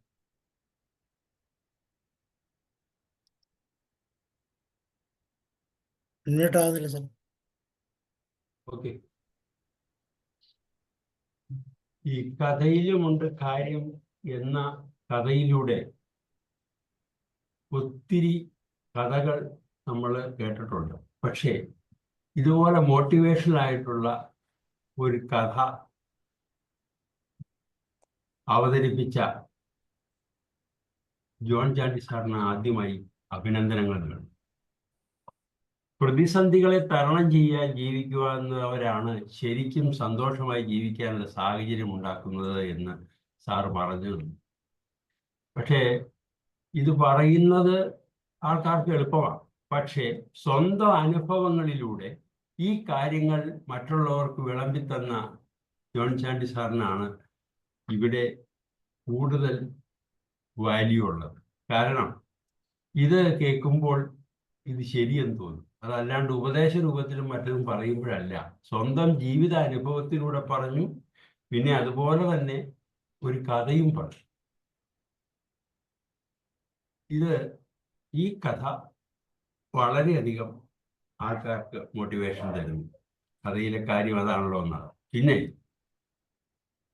ഇന്ന് പ്രതിസന്ധികളെ തരണം ചെയ്യാൻ ബുദ്ധിമുട്ട് വന്ന സാഹചര്യങ്ങളിൽ ഉള്ള ഒരു പെൺകുട്ടിയുടെ കഥയും ഇവിടെ വിളമ്പി. കാരണം ഇന്നത്തെ തലമുറയിൽ വന്നിട്ടുള്ള ചില കാര്യങ്ങളാണ് സാർ ഇവിടെ വരച്ചു കാണിച്ചത്. കാരണം ചെറിയ എല്ലാത്തിനും നല്ല കാര്യങ്ങൾ പോസിറ്റീവായിട്ട് ചിന്തിക്കുക എന്ന് മാത്രമല്ല, പോസിറ്റീവായിട്ട് വരുന്ന അനുഭവങ്ങൾ മാത്രം സ്വാഗതം ചെയ്യുന്നു. അല്ലാത്ത ചെറുത് പോലും ഉൾക്കൊള്ളാൻ പറ്റാത്ത ഒരു യുവതലമുറയാണുള്ളത്. അവർക്ക് കൊടുക്കുന്ന ഒരു നല്ല കഥയാണ് ഇവിടെ അവതരിപ്പിച്ചത്. ഓക്കെ, പിന്നെ മനോഭാവം. ഈ മനോഭാവത്തിന്റെ കാര്യം സാറ് വളരെയധികം ഭംഗിയായി ഇവിടെ അവതരിപ്പിച്ചു. കാരണം ചെരുപ്പില്ലാത്ത ഒരാളെ ഇവിടെ എന്ത് കച്ചവടം നടത്താനാണ് എന്നായിരിക്കും സാധാരണയായി ഒരാളുടെ മനോഭാവത്തിൽ വരുന്നത്. പക്ഷെ അവിടെ അങ്ങനെയല്ല. ചെരുപ്പില്ലാത്തടത്ത് കൂടുതൽ ബിസിനസ് നടത്താൻ പറ്റുമല്ലോ എന്നുള്ള ഒരു പോസിറ്റീവ് മനോഭാവമാണ് ആ വ്യക്തിക്ക് അവിടെ ഉണ്ടായത്. അപ്പോൾ നെഗറ്റീവ് ആറ്റിറ്റ്യൂഡ് അല്ല, പോസിറ്റീവ് ആറ്റിറ്റ്യൂഡ് ഉണ്ടായാൽ അതിൻ്റെ ഗുണങ്ങൾ കിട്ടുമെന്നും ഈ കഥയിലൂടെ സാറ് തിരിച്ചു. ഏതായാലും ഈ എല്ലാ കാര്യങ്ങളും വളരെ കുറച്ച് സമയം കൊണ്ട് ഇത്രയും കാര്യങ്ങൾ ഞങ്ങൾക്ക് വിളമ്പിത്തന്ന ജോൺ സാണ്ടി സാറിനെ അഭിനന്ദിച്ചുകൊണ്ട് എൻ്റെ വാക്കുകൾ. Thank you. Venugopal sir. John sir ഇപ്പോൾ ഇവിടെ 4 കഥകളാണ് അവതരിപ്പിച്ചത്. ഒന്ന് അദ്ദേഹത്തിന് അനുഭവകഥയാണ്. അപ്പം അദ്ദേഹത്തിന് അനുഭവകഥകളിൽ അദ്ദേഹം പറഞ്ഞിട്ടുള്ളത്, അദ്ദേഹത്തിന് പരാജയങ്ങൾ വന്നു. ഈ പരാജയം വന്നപ്പോൾ അദ്ദേഹം പിന്തിരിഞ്ഞോടിയില്ല. 2ാം പ്രാവശ്യം അദ്ദേഹം റാസൽ ഖൈമയിലേക്ക് വന്നപ്പോൾ വീണ്ടും അദ്ദേഹത്തെ പരാജയം അയാളുടെ പിന്തിരിപ്പിക്കാൻ ശ്രമിച്ചു. പക്ഷേ അദ്ദേഹം പിന്തിരിഞ്ഞില്ല. സ്വന്തമായി ബിസിനസ് തുടങ്ങുകയും അതിൽ പ്രധാനമായിട്ടും അദ്ദേഹം ഊന്നൽ കൊടുത്തിരുന്നത് തൊഴിലാളി മുതലാളി ബന്ധമാണ്. തൊഴിലാളികളുടെ മർമ്മം മനസ്സിലാക്കുന്ന ഒരു മുതലാളിക്ക് ആ സ്ഥാപനം ഏറ്റവും നല്ല രീതിയിൽ മുന്നോട്ട് കൊണ്ടുപോകാൻ പറ്റും എന്നുള്ളതിൻ്റെ ഉദാഹരണമാണ് അദ്ദേഹം ആ കഥയിൽ പറഞ്ഞിട്ടുള്ളത്. 2ാമത്തെ കഥയിൽ അദ്ദേഹം പ്രതിസന്ധികൾ വരുമ്പോൾ പിന്മാറാൻ പാടില്ല. ഇപ്പോൾ ഉദാഹരണം പറഞ്ഞ് അദ്ദേഹം സൂചിപ്പിച്ച മാതിരി ഒരു മുതലാളിയെ സമീപിക്കുകയും ഒരു ചത്ത എലിയെ കൊടുക്കുകയും ചെയ്തപ്പോൾ അദ്ദേഹത്തിന് നിരാശയോടുകൂടി പിന്മാറാമായിരുന്നു. പക്ഷെ അദ്ദേഹം ചെയ്തില്ല. അദ്ദേഹത്തിന് അത് അറിഞ്ഞോ അറിയാതെയോ അദ്ദേഹത്തിൽ പ്രചോദനം ഉണ്ടാവുകയും ചെയ്തു. അദ്ദേഹം ആ എലിയെ പൂച്ചയ്ക്ക് കൊടുക്കുകയും അങ്ങനെ കടക്കാരൻ കൊടുക്കുന്ന കടല അദ്ദേഹത്തിന് ഭാവിയിലേക്കുള്ള ഒരു ചൂണ്ടൽ പലകയായി മാറി ഭാവി ശോഭനമാക്കാൻ വേണ്ടി അത് സഹായിച്ചു എന്നുള്ളതാണ് അദ്ദേഹം അതിൽ പറഞ്ഞു വെച്ചത്. 3ാമത്തെ കയ്യിലായിക്കോട്ടെ ഒരു പെൺകുട്ടിയുടെ ഇതേമാതിരി അനുഭവങ്ങൾ, ആത്മഹത്യ നാട്ടിൽ ഒരുപാട് നടക്കുന്നുണ്ട്. കൂടുതൽ ചിന്തിക്കാതെ ഒരു നിരാശ, ഒരു ചെറിയൊരു പരാജയം വരുമ്പോൾ ആ പരാജയത്തെ വലുതായി കാണുകയും പിന്നെ തൻ്റെ ഭാവിയെ തന്നെ നശിപ്പിക്കുകയും ചെയ്യുകയാണ്. അദ്ദേഹം അത് പാടില്ല. അദ്ദേഹത്തിന്റെ അനുഭവത്തിൽ നിന്നും എന്ത് പരാജയം വരുമ്പോഴും അതിനെ അതിജീവിച്ചുകൊണ്ട് മുന്നോട്ട് പോകണം എന്നുള്ള ഒരു മെസ്സേജാണ് ആ കഥയിൽ ഉണ്ട്. 4ാമതായി പറഞ്ഞ കഥയിൽ അദ്ദേഹം കാണിച്ചത് ശരിയായ ചിന്തയും പ്രവൃത്തിയും ഉണ്ടെങ്കിൽ നല്ല രീതിയിൽ ഒരു ബിസിനസ് മുന്നോട്ട് കൊണ്ടുപോകാൻ പാടുള്ള എന്നുള്ള നല്ലൊരു മെസ്സേജാണ് 4ാമത്തെ കഥയിൽ അദ്ദേഹം പറഞ്ഞിട്ടുള്ളത്. പറഞ്ഞത് 4 കൊച്ചു കഥകളാണെങ്കിലും സമൂഹത്തിന് നല്ല പ്രചോദനങ്ങളും നല്ലൊരു മെസ്സേജും കൊടുക്കുവാൻ ഈ കഥ ഉപകരിച്ചു.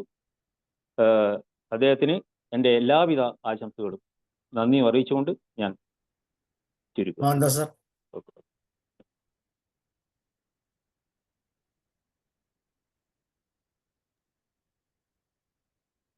ജോർജ് സാറിനെ പരിചയപ്പെട്ടതിലും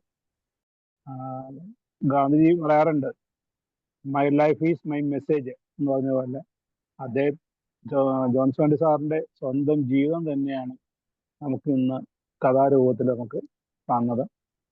സ്വന്തം ജീവിത നാടകത്തിൽ അദ്ദേഹം അഭിനയിച്ച കഥാപാത്രങ്ങൾ നമ്മുടെ മുന്നിൽ ഓരോന്നായിട്ട് അനാവരണം ചെയ്തു.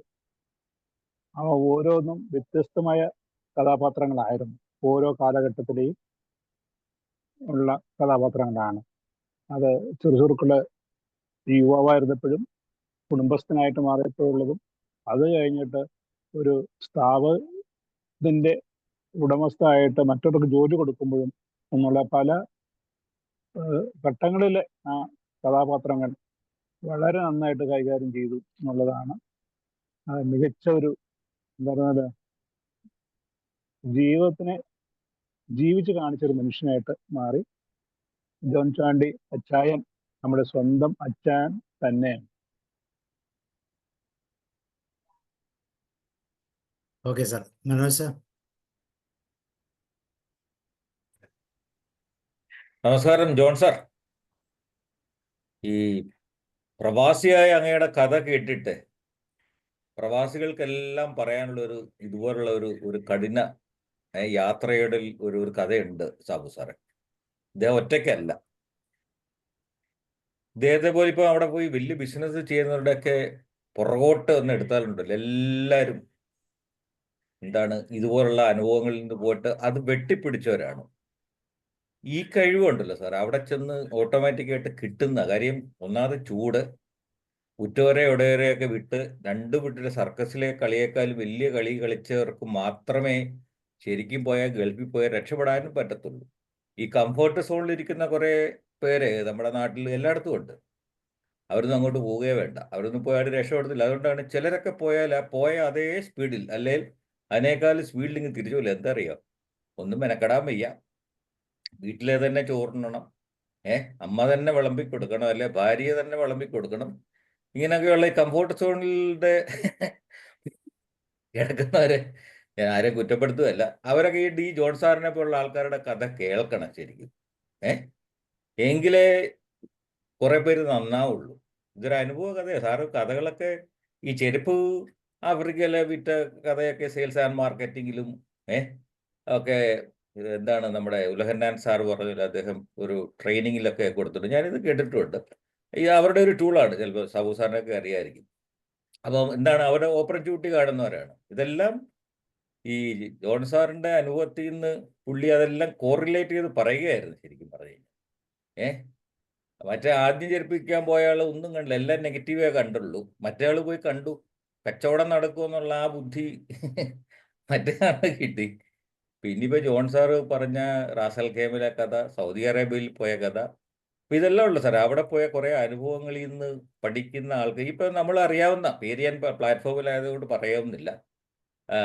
ജോൺ സാറെ, ഞാനും ഒരു പ്രവാസിയാണ് ഇപ്പോഴും. 37-38 വർഷത്തോളമായി. പക്ഷേ ഞാനത് കുറച്ചൊന്ന് സ്ലോ ഡൗൺ ചെയ്തിട്ട് I work from my home. Okay, ഈ സാർ പറഞ്ഞ രാജ്യങ്ങളിലൊക്കെ ഞാൻ പോയിട്ടുമുണ്ട്, കഷ്ടപ്പെട്ടിട്ടുമുണ്ട്. എൻ്റെ 1988 തുടങ്ങിയ കഥ അടുത്ത പ്രാവശ്യം ഞാനിവിടെ ഒന്ന് സാബു സാർ അനുവദിച്ചാൽ പറയാം. ഇതിനേക്കാളും വലിയ കഥനകഥയായിരിക്കും അത്. അപ്പോൾ അതിൽ ഞാൻ മുതിരുന്നില്ല. പക്ഷെ എങ്കിലും ഇതൊരു വലിയ പ്രചോദനം ഉണ്ടാക്കും ഇത് കേൾക്കുന്നവർക്കും. ഇതൊരു ശരിക്കും ഒരു സ്റ്റഡി ഒക്കെ നടത്തിയിട്ടുണ്ടെങ്കിൽ ഇതിനെക്കുറിച്ച് ശമ്പളം കിട്ടാതെ പട്ടിണി കിടക്കുകയോ ഒക്കെ ചെയ്യുന്നത്, നാട്ടിലാണെങ്കിൽ ഒരിക്കലും പട്ടിണി കിടക്കാൻ പോകുന്നില്ല. കുബൂസ് മാത്രം തിന്നല്ലേ. നമ്മുടെ ബെന്യാമിൻ എഴുതിയ പോലെ ആടുജീവിതം ഒരു വലിയ കഥയാണ്. ഒരുമാതിരിപ്പെട്ട റോയ് സാറെ, ഗൾഫിൽ പോകുന്നവരുടെ ഒക്കെ കഥ ആടുജീവിതമാണ്. ചെറിയ ചില്ലറ വ്യത്യാസങ്ങളേ ഉള്ളൂ. പക്ഷെ നാട്ടിലെ ധാരണ അതൊന്നും അല്ല. നാട്ടിലെ ധാരണയൊക്കെ വേറെയാണ്. നമ്മളവിടെ പോയി മരത്തിൽ പോയി കുലുക്കി ഇങ്ങോട്ട് അയക്കുന്നതാണെന്നൊക്കെയാണ്. പക്ഷെ ഇതുപോലുള്ള കഥയുടെ അല്ലെങ്കിൽ സ്വെറ്റിങ്ങിൻ്റെ പൈസയാണ് ശരിക്കും നമ്മുടെ ഈ സർക്കാരുകളടക്കം എല്ലാവരും എൻജോയ് ചെയ്യുന്നത്. അങ്ങനെ എനിക്കറിഞ്ഞുകൂടാ ജോൺ സാറിൻ്റെ അവിടെ ഈ കഷ്ടപ്പെട്ടുണ്ടാക്കിയ പൈസ നാട്ടിലെന്തെങ്കിലും സംരംഭം തുടങ്ങി പോയോ ഉണ്ടെങ്കിൽ അത് വേറൊരു കഥയായിരിക്കും. അതെനിക്ക് അറിഞ്ഞുകൂടാ, ഞാൻ അതിലേക്ക് വരുന്നില്ല. എല്ലാവർക്കും അങ്ങനെ ഗൾഫുകാരുടെ ഒരു സ്ഥിരം കഥയാണ്. അവിടുന്ന് ഈ വേർപ്പുണ്ടാക്കിയിട്ട് ഇവിടെ വന്ന് ഒരു പിടുത്തവും ഇല്ലാത്ത ഒന്നും ഗ്രാഹ്യമില്ലാത്ത ആരെങ്കിലും പറഞ്ഞു, കൂട്ടുകാർ പറഞ്ഞു, അല്ലെ അമ്മാവൻ പറഞ്ഞു, അല്ലെ അളിയൻ പറഞ്ഞിട്ട് പോയി ഒരു ബിസിനസ് തുടങ്ങും. അവിടെ ഉണ്ടാക്കിയ വിയർപ്പ് മുഴുവൻ ഇവിടെ കൊണ്ട് വീഴും. അപ്പം ജോൺ സാറ് ഇവിടെ ഈ പ്ലാറ്റ്ഫോമിൽ ആദ്യമായിട്ട് വരികയാണെങ്കിൽ സാറെ സ്ഥിരമായിട്ട് പറഞ്ഞു, ഞങ്ങളൊക്കെ ഇവിടെ ഇങ്ങനെ കുറച്ച് പേരുണ്ട്, സാറിനെ കേൾക്കാൻ രസമുണ്ട്. അനുഭവ കഥകളൊക്കെ പറഞ്ഞ് കേൾക്കുന്നതാണ് മറ്റുള്ളവർ എഴുതിയ കഥകൾക്കാളും നല്ലത്. നമ്മുടെ ഉൽഹന്നാൻ സാറ് പറഞ്ഞു, കുഞ്ഞുങ്ങൾക്ക് കഥ പറഞ്ഞു കൊടുക്കാത്തുള്ളവർക്ക് ശരിക്കും കഥ അവർക്ക് ഇഷ്ടപ്പെടുന്ന രീതിയിൽ പറയാമല്ലോ. സാറിൻ്റെ ഈ സിംപ്ലിസിറ്റിയിലുള്ള സ്വന്തം അനുഭവ കഥയായതുകൊണ്ട് അതിനകത്ത് വേറെ കളറൊന്നും ചേർക്കാനില്ല. അതുകൊണ്ട് സാർ അത് വളരെ സരസമായിട്ട് പറഞ്ഞതൊക്കെ ഞങ്ങൾ ആസ്വദിച്ചു. അപ്പം നമുക്ക് ഇങ്ങനെ ഒരു പ്ലാറ്റ്ഫോമിൽ വരണം, നമുക്ക് ഇതുപോലുള്ള കാര്യങ്ങളൊക്കെ പങ്കിടാനും. അതിന് സാബു സാറ് ഈ പ്ലാറ്റ്ഫോം ഒക്കെ തുടങ്ങി വളരെ ഇൻട്രസ്റ്റിംഗ് ആണ്. ഇവിടെ ഒരുപാട് വെറൈറ്റി, ഇവിടെ കോക്ടെയിൽ എന്താണ് ഒരു വിഭവങ്ങളാണ് ഇവിടെ വിളമ്പുന്ന മുഴുവൻ ഓരോ ദിവസവും. അതാണ് നമ്മുടെ ഈ പ്ലാറ്റ്ഫോമിൻ്റെ ഒരു വലിയ പ്രത്യേകത. സോ സാറിന് ഈ പ്ലാറ്റ്ഫോമിലൊക്കെ എല്ലാവരും സ്വാഗതം ചെയ്ത പോലെ ഞാനും സ്വാഗതം ചെയ്യുന്നു. So whenever you are free, അവിടുത്തെ ബിസിനസ്സും കാര്യങ്ങളും ഒക്കെ എങ്ങനെയാണെന്ന് അറിയൂടാ. So I mean, please do join us and welcome to this wonderful platform. John sir. Thank you, Sabu sir. അതെ, ഈ ഗൾഫിലൊക്കെ പോയി വെള്ളാരങ്കല്ലുകളായി തിരിച്ചു വരുന്ന കഥകൾ അല്ലേ, അതാണ് ഓർമ്മിപ്പിക്കുന്ന കഥകൾ. കാര്യം എന്തോ ഒരു വെള്ളാരങ്കൽ ഉണ്ടാകുന്നതിന്റെ കഥ ഇല്ലേ സാറേ? അതെ അതെ അതെ. എന്താ ഒരു സ്ട്രെയിൻ അല്ലേ, എന്താ കൂട്ടിമുട്ടലുകളിലൂടെയൊക്കെയാണ് അവസാനം മനോഹരമായ ഒരു പെബിളായി മാറുന്നതെന്ന് പറയുമ്പോൾ അപ്പോൾ നമുക്ക് ലുലുവിൻ്റെ ഒക്കെ അദ്ദേഹത്തെ കുറിച്ചൊക്കെ നമ്മളിങ്ങനെ ചിന്തിക്കുമ്പോൾ അതുപോലെ എത്രയോ ആളുകൾ അല്ലേ, എത്ര പേരുണ്ട്? ഒരുപാട് പേരുണ്ട് അവിടെ. ഇന്ന് നമ്മൾ ഗൾഫിൽ കാണുന്ന എല്ലാ പേരുകെട്ട എല്ലാ, സാറ് യൂസഫലി സാറിന്റെ കാര്യം പറഞ്ഞു, എല്ലാവരും അതുപോലെ കുറേ പേരുണ്ട്. അവരെല്ലാം ഇന്ന് നമ്മൾ കാണുമ്പോൾ അവരൊക്കെ സ്വന്തം ഫ്ലൈറ്റിൽ പോലും യാത്ര ചെയ്യുന്നവരാണ്. പക്ഷെ അവരുടെ കഥകൾ നമുക്ക് അനുഭവ പാഠങ്ങൾ ആണ്. ഒരുപാട് പേരുണ്ട് അങ്ങനെ. കഥകളും ഈ പറഞ്ഞ ആളുകളോടുള്ള കമ്മിറ്റ്മെന്റും ഡെഡിക്കേഷനും സ്നേഹവും അനുകമ്പയും എല്ലാം അല്ലെ കൊടുത്താൽ കിട്ടുമെന്ന് പറയുന്നതിൻ്റെ ഒക്കെ ഒത്തിരി വലിയ ഉദാഹരണങ്ങൾ തന്നെയാണ് അതല്ലേ. ഓക്കെ, കറക്റ്റാണ്. നമുക്ക് മറ്റുള്ളവരെ കൂടെ നോക്കുക. പ്രത്യേകിച്ച് ഗൾഫിൽ പോകുന്നവരൊക്കെ ശരിക്കും ജീവിക്കുന്നത് അവർക്ക് വേണ്ടിയല്ല സാബു സാർ. അവർ ജീവിക്കുന്നത് മറ്റ് ആർക്കൊക്കെയോ വേണ്ടിയാണ്. Thank you. ഞാൻ ഇനി ഒന്നും പറയുന്നില്ല Sabu sir. Thank you very much. Thank you sir, thank U. Omana teacher കേൾക്കുന്നുണ്ടോ? സ്നേഹലതമ, വിൻസെന്റ് സാർ, പ്രശാന്ത് സാർ കേൾക്കാമോ? പ്രശാന്ത് സാർ, യെസ് പറഞ്ഞോളൂ.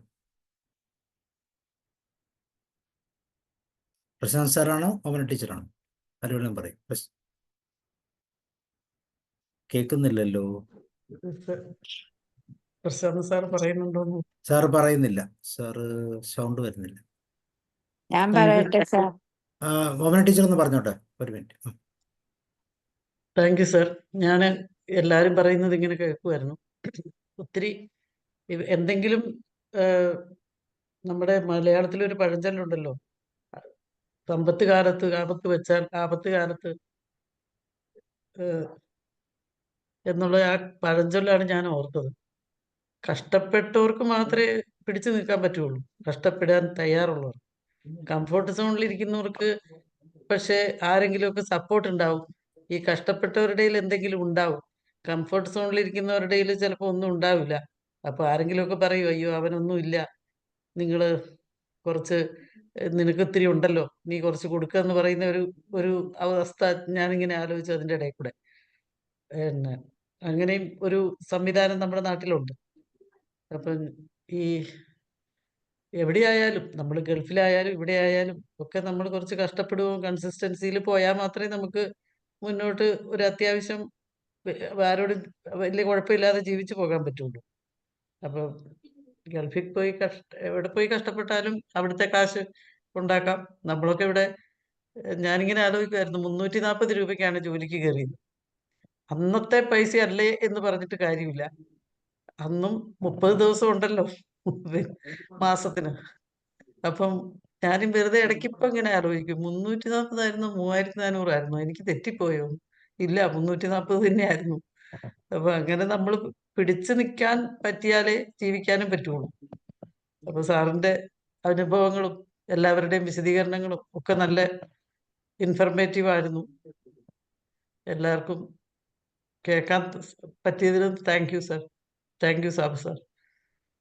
നമ്മള് ഈ ജോഷി സാറിന്റെ my life and my experience എന്ന് പറഞ്ഞാൽ ഒരു സീക്വൻസ് ഓഫ് പ്രോസസ്സ്. എനിക്കിവിടെ 10-11 ക്ലാസ്സുകൾ അങ്ങനെ ചെയ്തു. ജീവിതത്തിൽ ആർജിച്ചെടുത്ത ചില നല്ല കാര്യങ്ങളും ചില വ്യക്തികളുമായിട്ട് കണക്ട് ചെയ്തു. അത് കഴിഞ്ഞ് കുറച്ച് നാൾ കഴിഞ്ഞ് പിന്നെ നമ്മളത് അങ്ങ് നിന്നുപോയി. അപ്പം നമ്മൾ പിന്നെ കഥയിലൂടെ കയറുമായിരുന്നു. ഓക്കെ, സ്നേഹതമാ പറയും. പറയട്ടെ സാർ, കേൾക്കാമോ? യെസ്. സാറ് ഒരുപാട് കാര്യങ്ങൾ ഈ കഥകളിലൂടെ നമ്മളെ മനസ്സിലാക്കി തന്നു.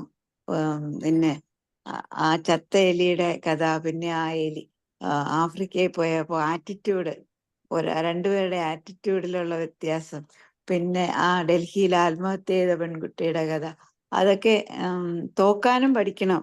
അതുകൊണ്ടാണ് തോക്കാൻ പഠിക്കാത്തത് കൊണ്ടാണ് ഒരു റാങ്ക് കിട്ടാത്തതിൽ ആത്മഹത്യ ചെയ്യുന്നത്. അങ്ങനെയുള്ള ഒരുപാട് ഗ്രേറ്റ് കാര്യങ്ങളാണ് സാറ് വളരെ സിമ്പിളായിട്ട് അവതരിപ്പിച്ചത്. സാറിൻ്റെ അനുഭവത്തിൽ കൂടെ തടസ്സങ്ങളെ എങ്ങനെ നീക്കി മുന്നോട്ട് പോകണമെന്നും പിന്നെ മുതലാളി തൊഴിലാളി ബന്ധം, അതെല്ലാം എല്ലാവരും നല്ല വിശദമായിട്ടിവിടെ പറഞ്ഞു കഴിഞ്ഞു. അത് വളരെ നന്നായിരുന്നു സാർ. ഒരുപാട് അഭിനന്ദനങ്ങൾ. Thank you Sabu sir. Thank you. ഇന്ന് കഥ പറഞ്ഞ സാർ, പേര് മറന്നുപോയി, John sir. John sir. Okay, thank you. Prashant sir കേൾക്കാമോ? Joshi sir, Vincent sir, George sir. ഞാൻ പറഞ്ഞോട്ടെ. പറയൂ സാർ.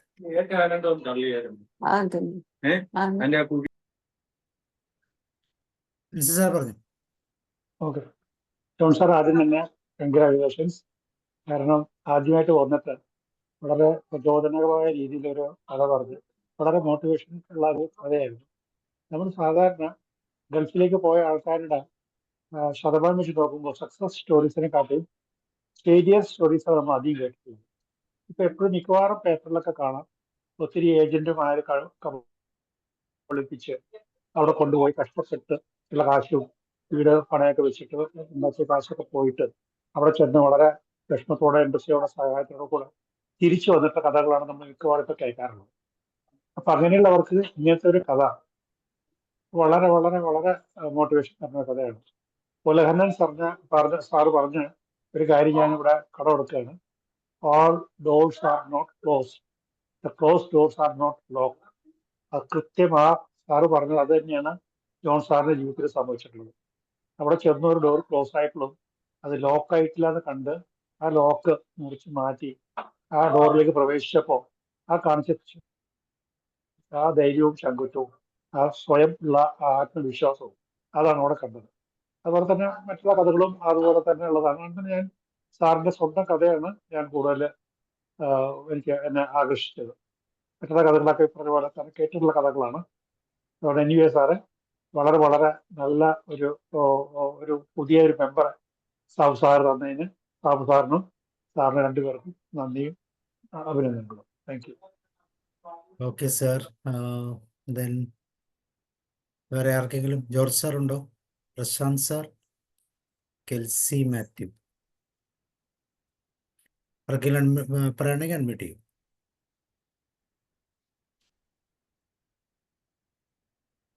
ഓക്കെ, അപ്പോൾ നമുക്ക് മനോജ് സാർ പറഞ്ഞ പോലെ എല്ലാത്തിൻ്റെയും ഒരു ചരിത്രം. സാറും കഥ പറയുമോ? ചരിത്രമുണ്ടോ? ചരിത്രം പറയാം സാർ. ചരിത്രം ഈ പറഞ്ഞ പോലെ സ്വന്തം അനുഭവ കഥകളൊക്കെ പല സ്ഥലത്തും നമുക്ക് പറയാം. നമ്മളുടെ my life and my experience എന്ന് പറഞ്ഞ് മൈ ലേണിംഗ്, കുറച്ച് കാര്യങ്ങൾ ഇതുപോലൊക്കെ നമുക്ക് എല്ലാവർക്കും ഉണ്ടാവുമല്ലോ. നല്ലൊരു പന്തിയാണത്. കാരണം എന്ന് വെച്ചാൽ കുറെ ആൾക്കാരെ എങ്ങനെ നമുക്ക് എക്സ്പ്ലോർ ചെയ്യാം, കറക്റ്റായിട്ട് അവരുടെ ലൈഫിന്റെ പ്രത്യേകതകളും പറയണമെന്ന് ആഗ്രഹിക്കുന്നു അല്ലേ. ഇപ്പൊ നമ്മള് ബെന്യാമിനൊക്കെ വായിക്കുമ്പം അതിലെ കഥാപാത്രങ്ങളുടെയൊക്കെ ആ ഭാവപകർച്ചകളൊക്കെ എന്താ.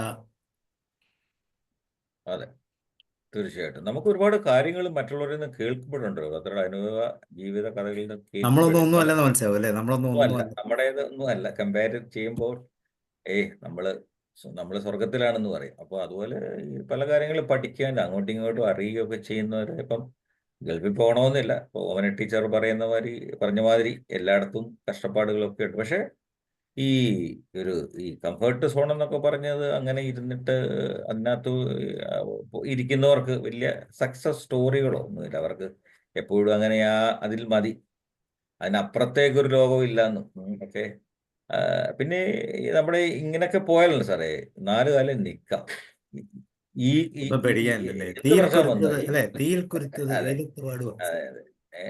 ഈ കാലവും മാറിപ്പോകും എന്നൊക്കെയുള്ള ചിന്ത വരുന്നപ്പോഴാണ്. അതൊക്കെ താൽക്കാലികമാണ്.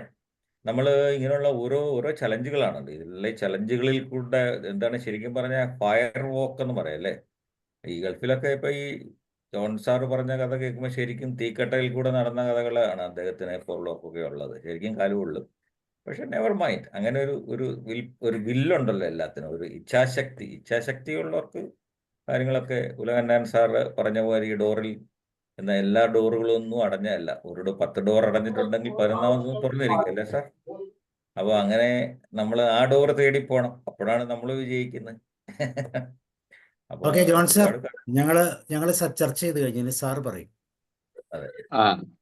ഞാന് ഇതുവരെ എൻ്റെ അനുഭവ കഥകളും പല കഥകളും പറഞ്ഞ് നിങ്ങളെല്ലാവരും അത് ഒട്ടുമിക്ക ആൾക്കാരെ നിങ്ങളെ സ്വാധീനിക്കാൻ പറ്റിയ തരത്തിലാണ്. ഒരുപാട് സന്തോഷം. കാരണം നമ്മളൊരു കാര്യം പറയുമ്പം എത്രത്തോളം നിങ്ങളിലേക്ക് ഇറങ്ങി ചെല്ലുന്നു, നിങ്ങളുടെ ഹൃദയങ്ങളിലേക്കോ അല്ലെങ്കിൽ നിങ്ങളെ സ്വാധീനിച്ചു എന്നുള്ളതാണ് വളരെ പ്രധാനപ്പെട്ടത്. അതൊന്ന് ഇവിടെ നിന്ന് നിങ്ങൾ എല്ലാവരുടെയും ഓരോരുത്തരെ പ്രത്യേകം അഭിനന്ദിക്കണമെന്നുണ്ട് എന്നെ പ്രോത്സാഹിപ്പിച്ചതിൽ. അതിന് നമ്മൾ സമയക്കുറവ് കൊണ്ടും മറ്റേ കാര്യങ്ങൾ കൊണ്ടും ഞാൻ എല്ലാവരും ഓവറോൾ ഞാൻ എല്ലാവർക്കും കൊണ്ടും നന്ദി അറിയിക്കുകയാണ്. പിന്നെ നമ്മുടെ ഓരോ അനുഭവങ്ങളാണ് നമ്മുടെ ജീവിതത്തിൽ പ്രതിസന്ധികൾ വരും. നമുക്ക് ആർക്കും പ്രതിസന്ധി ഇല്ലാത്തൊരവസ്ഥയല്ല. എല്ലാവരും, ഞാൻ എൻ്റെ മക്കളുടെ അടുത്ത് ഒരിക്കൽ എൻ്റെ ഒരു മോൻ പറഞ്ഞൊരു കാര്യം അവൻ്റെ അടുത്ത് ഞാൻ പറഞ്ഞു, അവരുടെ പറഞ്ഞു, അപ്പ എനിക്ക് ഭയങ്കര ബുദ്ധിമുട്ടാ, എനിക്ക് ഈ പ്രശ്നങ്ങളെ ഒന്നും തരണം ചെയ്യാനുള്ള പറ്റത്തില്ല, ഭയങ്കര വിഷയമാണ്. ഞാൻ അവൻ്റെ അടുത്ത് പറഞ്ഞു, ഒരു കാര്യം പറഞ്ഞു, നീ പോയിട്ട് ഒരു പ്രശ്നം ഇല്ലാത്തൊരു വ്യക്തിയെ വിളിച്ചുകൊണ്ട് പോവാ, നിന്റെ പ്രശ്നം ഞാൻ പരിഹരിച്ചു തരാം. നീ എവിടെയെങ്കിലും ചെയ്ത് നിന്റെ കൂട്ടുകാരെടുത്തോ ഏതെങ്കിലും ഒരു വ്യക്തി, ഒരു പ്രശ്നമില്ലാത്ത ഒരു വ്യക്തിയെ നീ എൻ്റെ മുമ്പിലേക്ക് വിളിച്ചുകൊണ്ട് വന്നു കഴിഞ്ഞാൽ നിന്റെ പ്രശ്നം 100% ഞാൻ ക്ലിയർ ആക്കി തരാം. പിന്നെ അതിനുശേഷം അവൻ ഇന്ന് വരെ അവനൊരു പ്രശ്നം, അവന്റെ ജീവിത പ്രശ്നം ഉണ്ടാവുമ്പോൾ അത് തരണം ചെയ്യാണ്ട് സ്വയം പ്രതിരോധിക്കുക എന്നുള്ളതാണ് ഞാൻ പറഞ്ഞു കൊടുത്ത പാഠം. അന്നേരം നമ്മുടെ ജീവിതത്തിൽ പ്രശ്നങ്ങൾ ഉണ്ടാവുമ്പോൾ നമ്മൾ ഇങ്ങനെയുള്ള മറ്റുള്ളവരുടെ പാഠങ്ങൾ കേൾക്കുമ്പോഴാണ് നമുക്കത് എങ്ങനെ പ്രതിസന്ധികളെ തരണം ചെയ്യാൻ പറ്റുന്നെന്നുള്ളത്. നമുക്ക് ജീവിതത്തിലെ അനുഭവം, എൻ്റെ ജീവിത അനുഭവങ്ങൾ എങ്ങനെയാണ്, ഇപ്പോൾ ജോഷി സാറിന്റെ അനുഭവങ്ങളൊക്കെ പലപ്പോഴും ഞാൻ കേട്ടിട്ടുണ്ട്. എത്രത്തോളം പ്രതിസന്ധിയിൽ കൂടിയാണ് കടന്നു വന്നത് ഇപ്പോഴും അതെനിക്കറിയാം. എന്നാലും നമ്മുടെ ജീവിതത്തിൽ ഇതുവരെ പ്രതിസന്ധികൾ വരുമ്പോൾ മറ്റുള്ളവരുടെ ജീവിതത്തിൽ അനുഭവിക്കുന്നവരും നമ്മളെക്കാൾ പ്രയാസം അനുഭവിക്കുന്നവരെ നോക്കി കാണുക.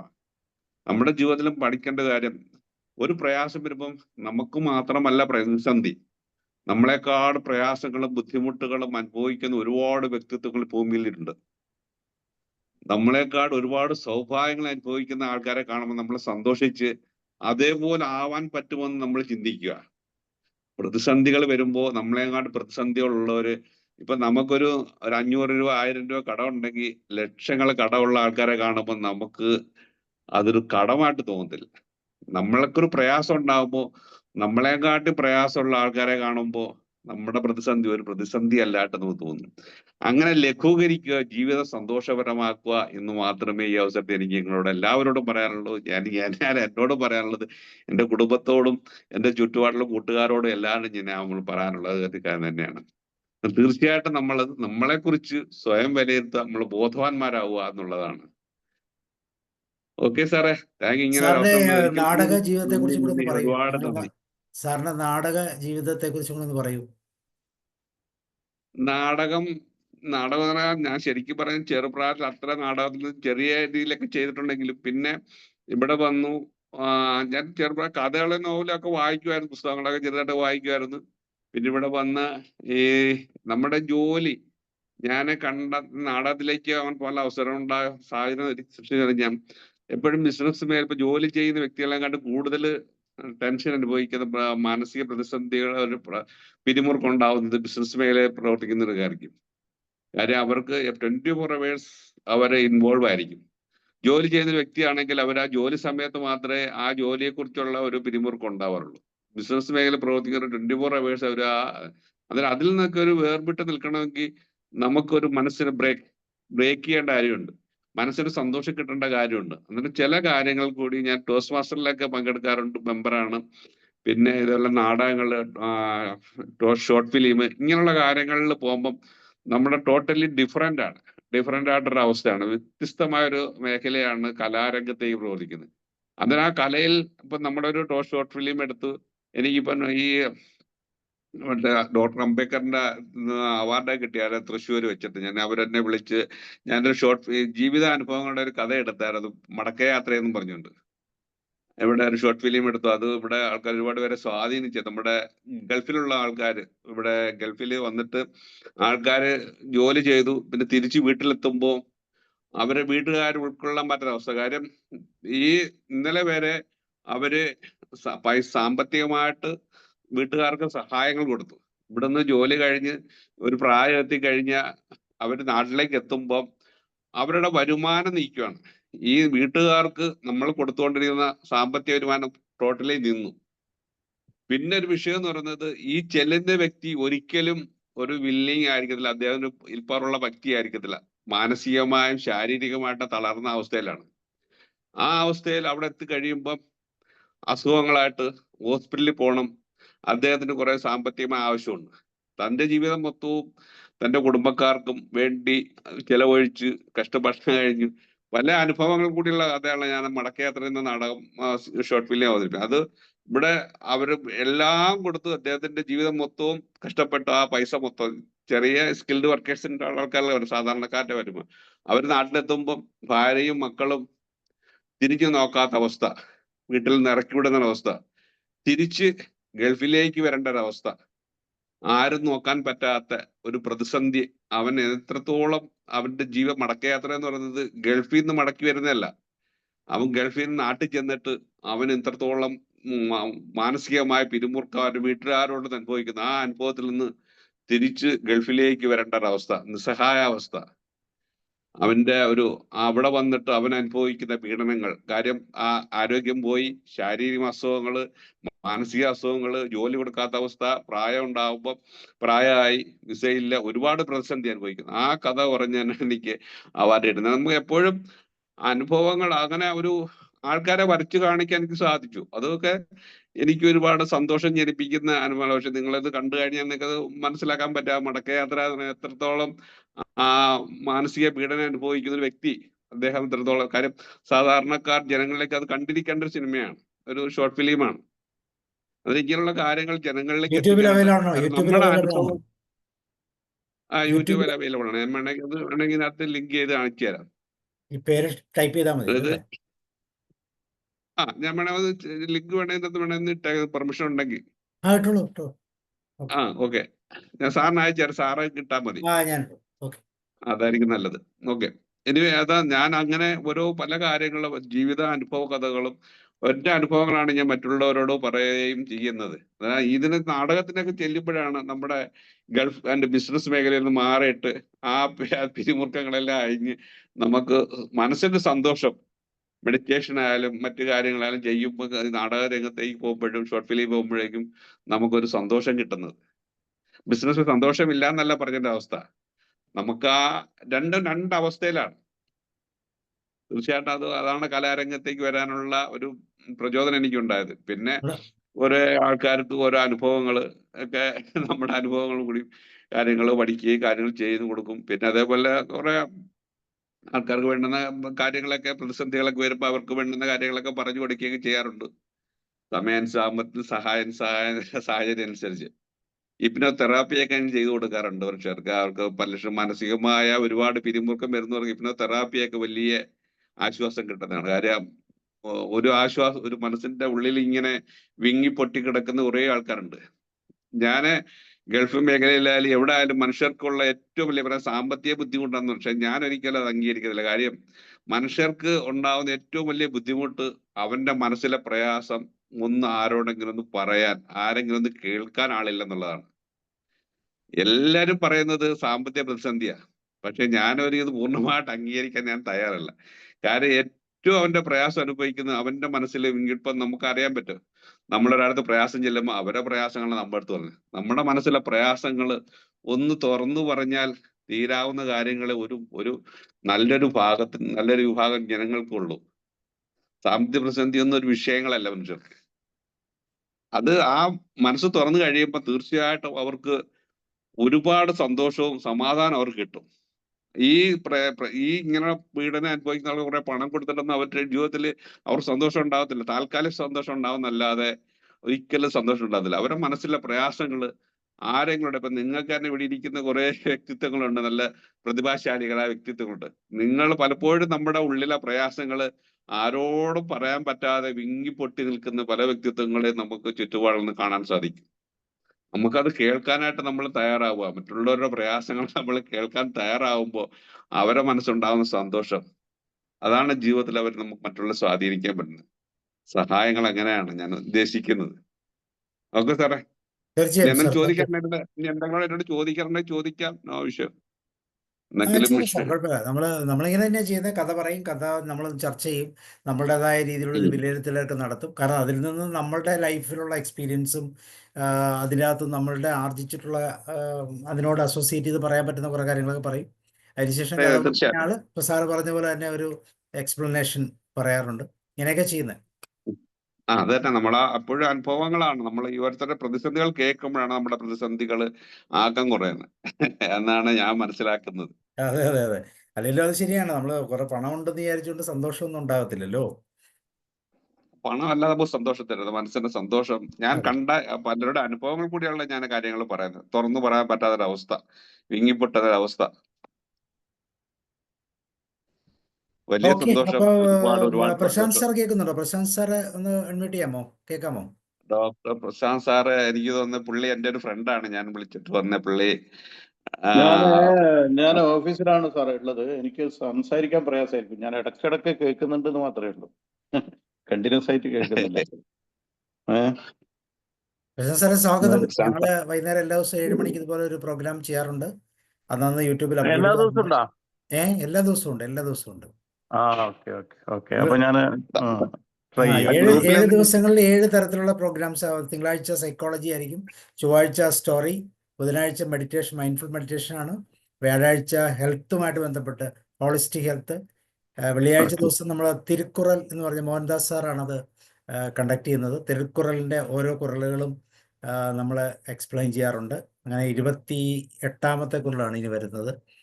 അതുപോലെ ഓരോ ഒരാഴ്ച, അതുപോലെ സാറ്റർഡേയിൽ അവയർനെസ്, സൺഡേയിൽ മ്യൂസിക് തെറാപ്പി എന്ന് പറഞ്ഞാൽ ഏറ്റവും ലേറ്റസ്റ്റ് ആയിട്ട്, അല്ലെങ്കിൽ നമ്മുടെ ഓർമ്മ ദിവസം അല്ലെങ്കിൽ ജന്മദിവസമൊക്കെ ആചരിക്കുന്ന മ്യൂസീഷ്യൻസിൻ്റെയൊക്കെ പാട്ടുകൾ നമ്മൾ ആസ് എ ട്രിബ്യൂട്ട് പാടാറുണ്ട്.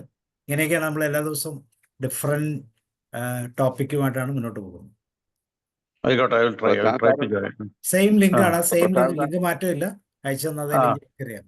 Topical mark. പ്രശാന്ത് സാർ ഒരു കലാകാരനാണ്, ഒരു പ്രഭാഷകനാണ്, ടോസ്റ്റ് മാസ്റ്റർ മെമ്പറാണ്, ഒരുപാട് കഴിവുള്ള വ്യക്തിത്വമാണ്. ദുബായിലാണ് ഇപ്പോൾ ഉള്ളത്. ദുബായിലാണ്. ഞാൻ കണ്ണൂരാണ് originally. Kannur Payyanur. Okay sir, number ഞാൻ ജോൺ സാറിനോട് ചോദിച്ചോളാം. ആയിക്കോട്ടെ.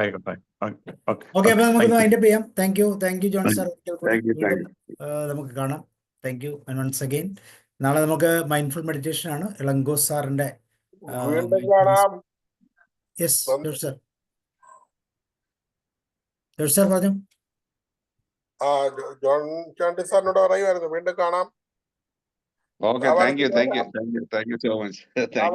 വരാമെന്ന വാഗ്ദാനം ബാക്കി നിൽക്കുന്നു. ഒരിക്കലും okay bye, see you, good night.